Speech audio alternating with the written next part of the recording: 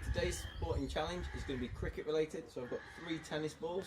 I've made a makeshift wicket over there with a log.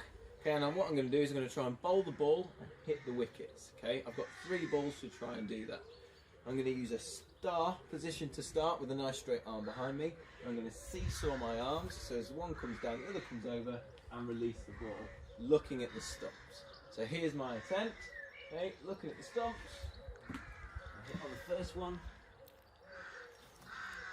Close. The last one. Okay. You could challenge your family members to have a go. Okay, see who can hit the most, maybe in a minute. Okay, or if you can get all on target from all the balls you have. Give it a go. Okay, if you haven't got any tennis balls, you could use rolled up socks. Obviously they're not going to bounce as well, so you're going to have to hit the stumps without it bouncing. Okay, but also another adaptation we could do is we could, rather than bowling it, we could just throw it. So if you're struggling to hit the stumps bowling, we could practice our aim with our throwing. Okay, so I'm just going to throw this time, so I can bend my arm.